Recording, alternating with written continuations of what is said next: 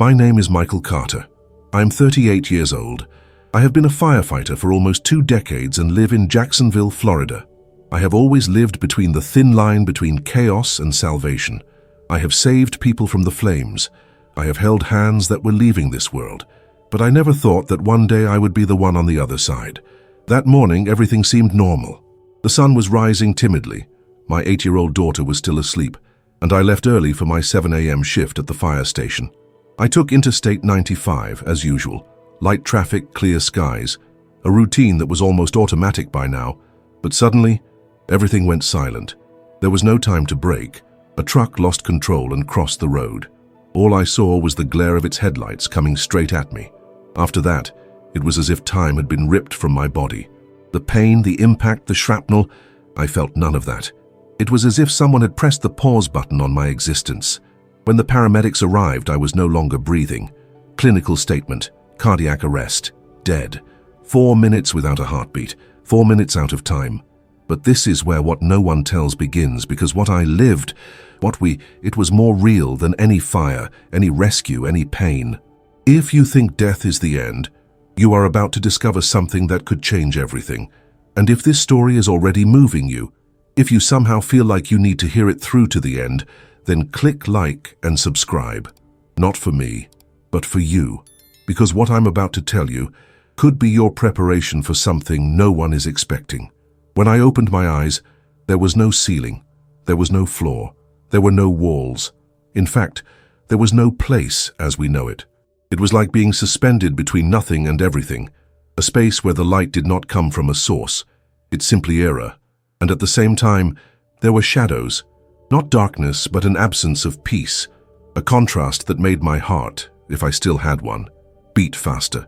I didn't feel cold or hot. There was no pain, but there was a strange feeling, like I was being watched, and not in a threatening way. It was more a calling, like something or somebody was waiting for me. Suddenly, voices began to emerge. They didn't come from outside, they were inside me. Whispers that pronounced my name with a softness that cut to the soul. Michael Carter. It was as if every cell in my being was being summoned to do something. I tried to speak, but there, words had no sound. My thoughts, they were my voice. And when I tried to understand where I was, a presence approached. I didn't see a face. I didn't see a clear shape, but I felt it, with my whole being. It was a consciousness far beyond any human being, an authority that pierced through me. It wasn't fear I felt, it was reverence, and a peace, so deep it hurt. Then I heard again, "You are not dreaming, you are dead." It was then that everything inside me broke, the certainty that there was more, much more there than this world, and that I was only just beginning to see it. A kind of path began to form before me, made of memories, sensations, and decisions that I had made throughout my life. As if time were unfolding to be analyzed, judged. I was about to face truths that no human being is prepared to hear. And I wasn't alone. It was as if time itself had stopped to watch. I was standing before something immense. It wasn't a courtroom. There were no judges with gavels, no angels with wings. It was a circular space, surrounded by a light that seemed to pulse with life. In the center, a presence, strong, silent, sovereign. She didn't speak, but she made me understand. A large invisible mirror appeared before me, but it did not reflect my face. It reflected my life. I saw my birth. I saw my childhood in Tallahassee. I saw my mother rocking me when I had a fever at age 6. I saw the day I saved a dog from a fire, and the look on the child's face as he hugged it afterward. But then the other scenes came. I saw when I lied to avoid consequences, when I ignored my daughter's crying because I was too tired. I saw moments that I thought were small, but that left deep marks on the people around me. Nothing was hidden, nothing was justified, everything was shown.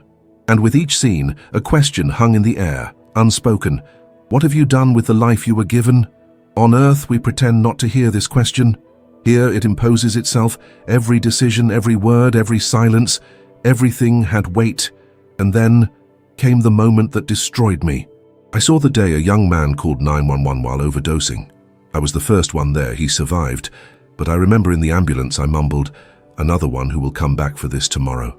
There, in that place, I felt the real weight of that sentence.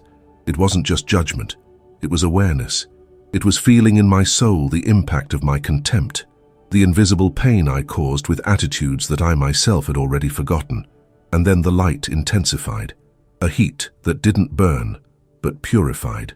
As if I was being prepared for something greater, something that demanded I see everything before I could move on. That's when I realized this wasn't the end. It was the beginning of what many call absolute truth. I'm not religious. I grew up hearing about God, heaven, hell, Jesus, but I never really understood. Deep down, I thought it was enough to be a good person, do my job, take care of my daughter, and not kill anyone. That was enough, right? It wasn't. In that place, that in-between space between worlds, after seeing my life being laid bare, the light around me began to change. It was no longer just white. Now it had vibrant golden hues, as if every particle was alive and aware. And then he appeared, not in shining robes, nor in golden crowns, but with a simplicity that was disarming. He walked barefoot, in a serenity that seemed to sustain the entire universe. Jesus. Not like the paintings I saw in churches. Not like the European man with the light beard. He was different, unclassifiable, a face with features that seemed to bring together all the ethnicities, a look that contained the pain of 1,000 civilizations, and at the same time, a love that no human soul could fully understand. When he looked at me, I fell apart inside. There was no anger.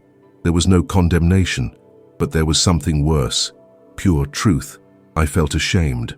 I felt regret for things I didn't even remember. He didn't have to say anything. His gaze spoke what my conscience had always known but chose to ignore. But then, he spoke. His voice did not come out of his mouth. It echoed straight into my soul, deep, firm, but full of tenderness. You lived, but you did not wake up. Those words struck me like a bolt of lightning. And then he began to show, not scenes, but possibilities. What my life could have been if I had listened more to my daughter, if I had forgiven my father before he died. If I had chosen to serve with compassion, not just obligation. I saw people I could have helped, but I let them pass me by. I saw lives being broken because I was silent, and worse, I saw the version of myself that I should have become. You thought it was enough to live for yourself and your daughter, he said, but you were called to so much more. At that moment, I wanted to disappear, to hide, but there were no masks here. All that was left was who I really was. That's when I asked, thoughtfully, desperately, what now? Is there still a chance? Jesus came closer. He touched my shoulder, and he said something that I carry with me to this day. It's not over yet. The light around us intensified so much that I had to close my eyes, or whatever I was using as eyes there, and when I opened them again I was somewhere else, deeper, darker, more revealing, but that you will only understand in the next chapter. After Jesus looked at me and said, "It's not over yet," I felt my body, or whatever I had there, being pulled somewhere else. This time there was no soft light, no welcoming peace. The space was dense, almost suffocating. Everything seemed made of smoke and heavy silence. But I didn't feel fear. I felt urgency, like I was about to receive something I couldn't wait for any longer. Jesus was with me. He was no longer walking beside me. He was hovering, as if his presence filled the entire space. His eyes, intense and steady, bore into me. Then he spoke, with authority and compassion at the same time. There are truths that have been hidden from the world, not by me, but by men. The words came like gentle blows. They didn't hurt, but they took my breath away. And then, one by one, these truths began to reveal themselves, not as sentences, but as realities that invaded me from within. The first thing I understood was that time, as we experience it on earth, is an illusion. Jesus showed me thousands of people clinging to old wounds, hoping that time would heal them. But time doesn't heal anything. It just passes. What heals is choice, the decision to change, to forgive, to ask for forgiveness, to act. Time is just the stage. Transformation depends on what we do while it passes. That was the first truth. Time does not heal. Choice does. Then I was overcome by a feeling that tightened my chest. It was as if I were walking through crowded streets, looking at empty faces, people who seemed alive but were dead inside. far from love, from truth, from purpose. And then I understood. Hell does not begin after death. It begins here. It begins when someone lives a life disconnected from who they really are. When they ignore the signs, they drown their soul in distractions and get used to the emptiness. That was what showed me the second truth. Hell begins on earth. The last truth pierced me like a thin, silent blade. Jesus looked at me with a weight in his eyes that I will never forget, and he said, without saying, "Most people are not prepared for the truth. They don't want to hear it.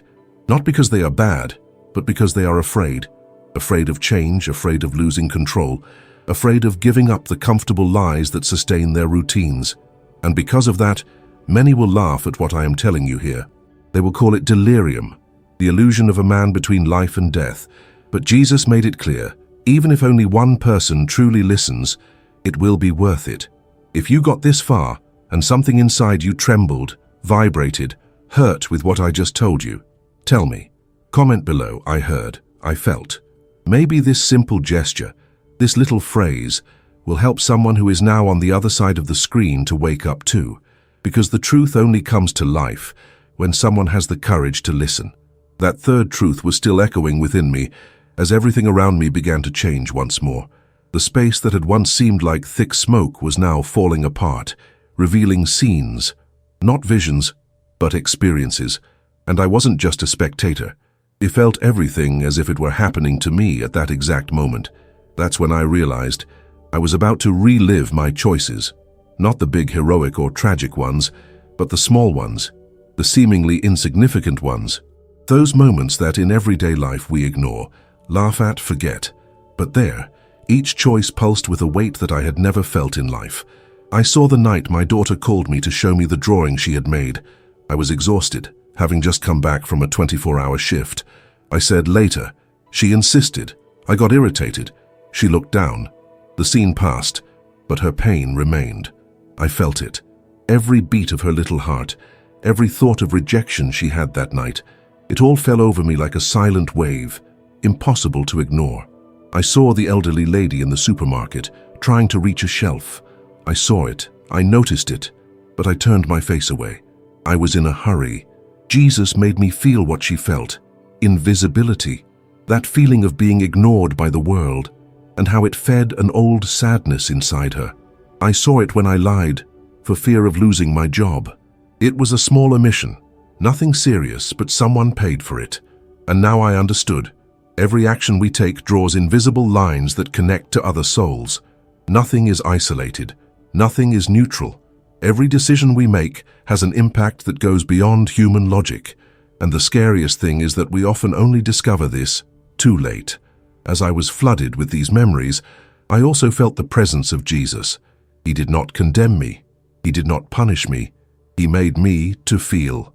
And perhaps this was the real judgment, not a divine tribunal with accusations, but the weight of conscience exposed to the full truth. At one point, I fell to my knees, or something like that. I cried, and I don't even know how you can cry without a body, but I cried, not out of fear, but out of regret, for the wasted chance to have lived with more intention, more compassion, more presence. And then, for the first time since it all began, I felt something different coming from Jesus. Hope. Because despite everything he showed me, there was a silent invitation there, as if to say, you saw, you understood, and there is still time. It was at that moment that I realized I was being prepared, not for the end, but for a second chance. And that's when I started asking myself, what if I go back? What if I am given another chance? Who will I be from now on? After everything I had seen, I thought nothing could shake me more. But I was wrong. Jesus took me to a place unlike anything I had ever experienced before. It was neither dark nor light.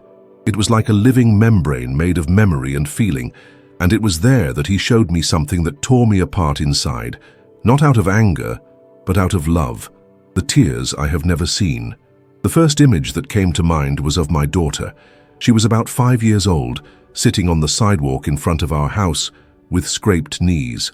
I was home that day, but I remember I was on the phone sorting out a work problem. She ran to me crying, holding her bleeding knee, and I, without looking, just said, "Wait a minute, Daddy is busy." At that moment, for me, it was nothing. But there, in that space between worlds, I felt the real weight of what she felt. Abandonment. The feeling that her suffering was not important. It stayed inside her. For days, maybe for years. Jesus made me feel what she felt. The tightness in my chest, the childish loneliness, the broken trust. And there I cried like never before. Then I saw my brother, the one I fought with and didn't speak to for years. He contacted me 3 times. He sent me messages. I ignored him. I told myself that he was the one who should apologize, but what I didn't know is that he had anxiety attacks, and every silence of mine was another weight he carried. Jesus showed me a night when he cried alone in the car, listening to a song that we listened to together as children. I never knew that. I never imagined it. And then faces that I no longer remembered appeared.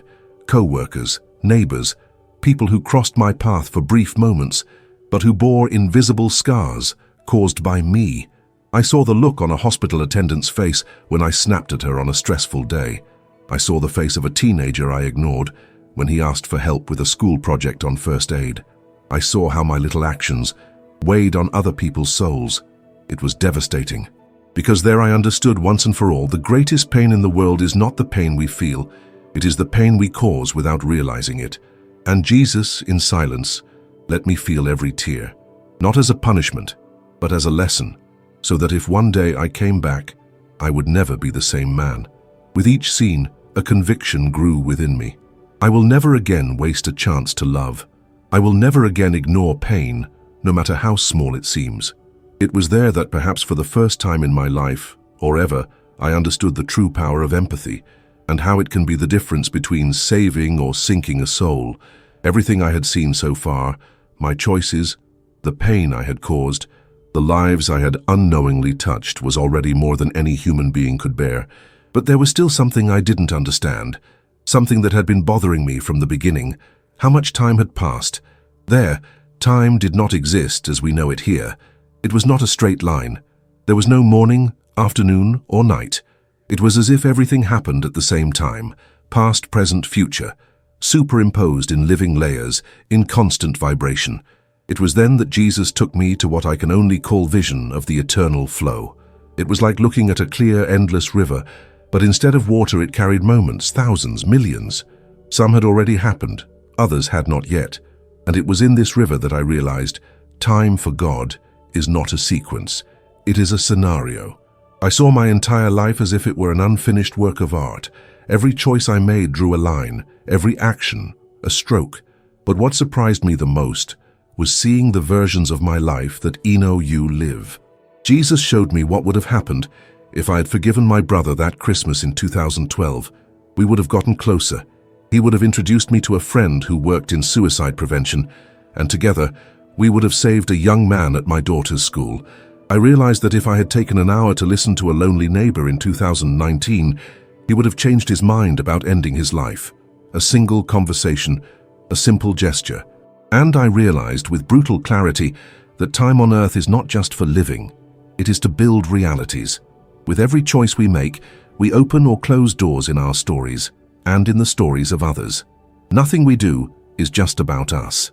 We are pieces in a divine symphony, and every note we play changes the sound of everything else. Jesus then spoke to me, or perhaps he just made me understand, you don't have time, you have opportunity. That took me apart, because how many times did I say, I'll do it later, I'll see later, I'll change it next week.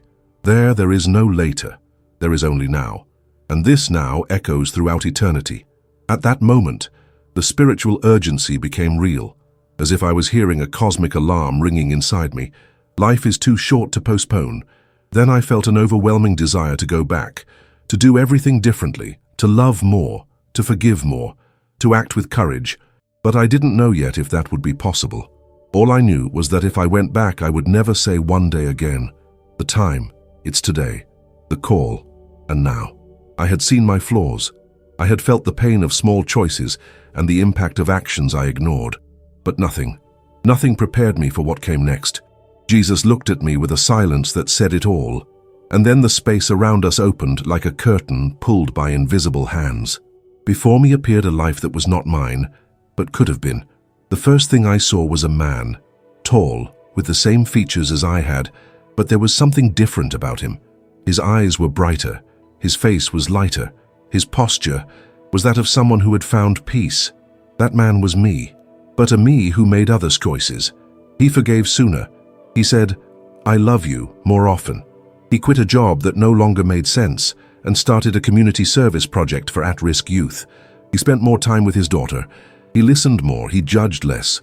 I saw the consequences of that. I saw my daughter, now a teenager, with a sparkle in her eyes as she talked about me to her friends.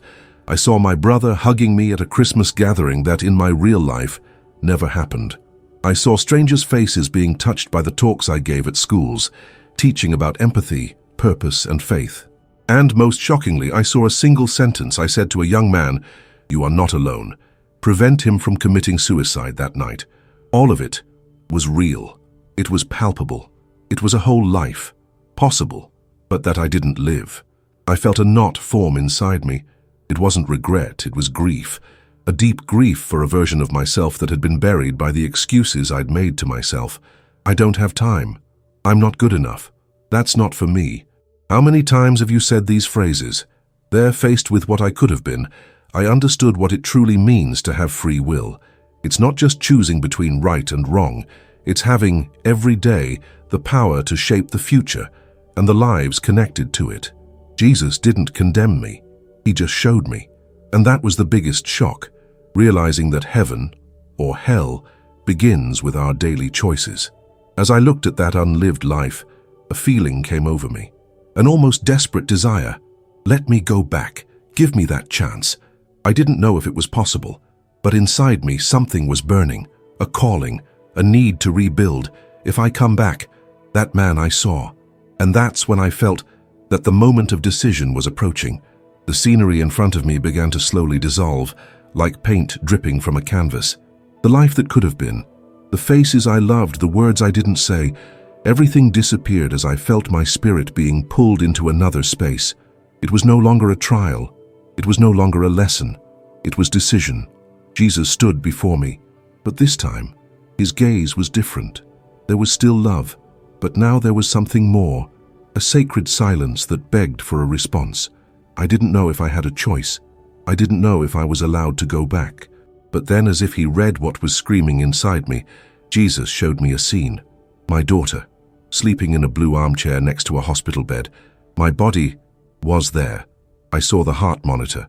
I saw my ex-wife crying softly in the hallway. I saw the doctors discussing something in whispers.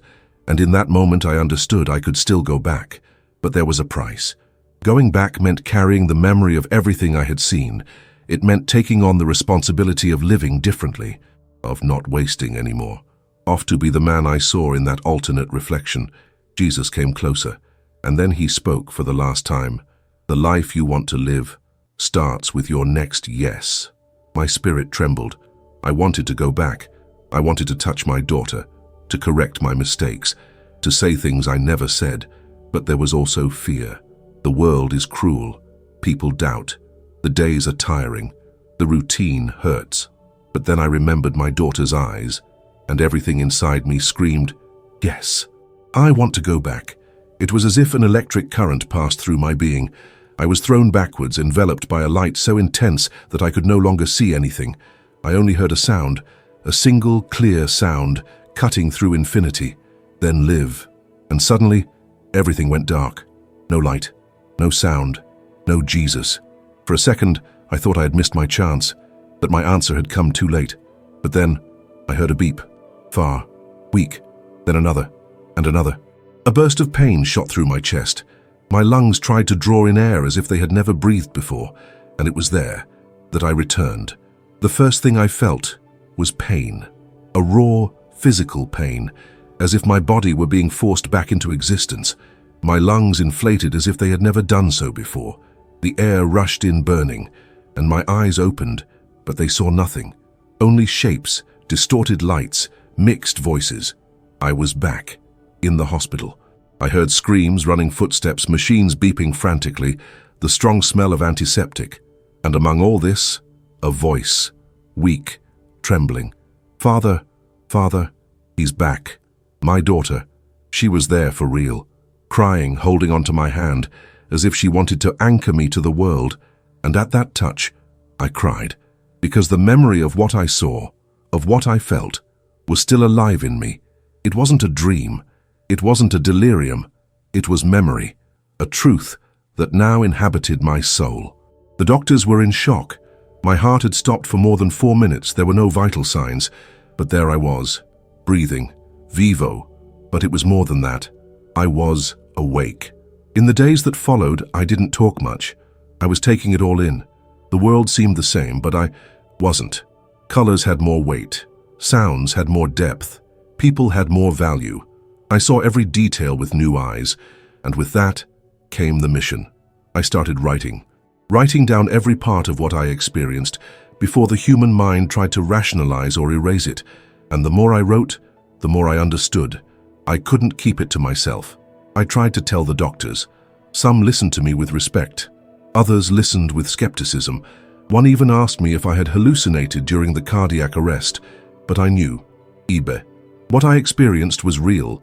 The first thing I did, while still in the hospital, was to ask my daughter for forgiveness.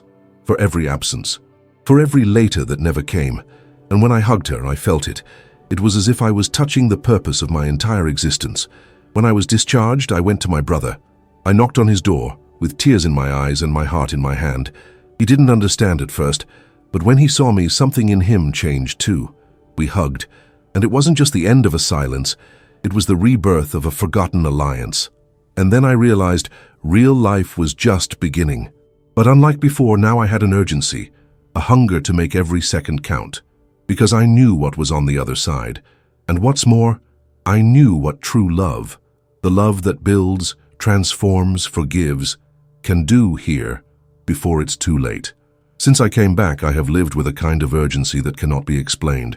It is not haste, it is purpose. I wake up every day with the clear feeling that I'm here for a reason. That these minutes that I still have on earth are not just time, they are a mission. I started slowly, relearning how to be a father, a brother, a friend, observing the small gestures, the words that come out of my mouth without thinking, the opportunities to love that I didn't see before. But I soon realized that I needed to go further. The experience I had, and everything I was shown, was not just for me. There was no point in keeping it to myself. Not after I'd understood the weight of every choice, of every silence. So I started telling my story. I was invited to speak at churches, schools, and community centers. At first, people would listen with wide eyes and skeptical expressions, but all I had to do was tell them, and something would happen. A deep silence, a collective lump in the throat, and in many eyes, the same tears I shed on the other side. I saw young people rethink their paths. I saw parents come home and embrace their children with new eyes. I saw people who were on the brink of the end find a new beginning, and that's when I understood the ultimate truth that Jesus never needed to say in words. Life only has meaning when it is given to others. I didn't become a pastor, nor a medium, nor a guru. You're coming back to me. Witness that there is something beyond, that the human soul has eternal value. That time, love and truth walk together, and only make sense when they are in the service of compassion. Today, as I record this video, I can say with all the conviction of my soul, death is not the end, but the way we live can be. And now, the question is not about me, it's about you. Are you ready to take an honest look at your life? Are you ready to change what needs to be changed before it's too late? Are you living as if you have infinite time, or as someone who understands the value of each heartbeat? If this story touched you in any way, if you got this far, leave a like. It shows that it was worth living every second of this story. Subscribe to the channel so you don't miss the next stories that can change your outlook on life. And tell me in the comments, I felt every part, so I know you lived this with me until the end. And now continue this journey. The next video is already appearing on the screen. Click and follow me.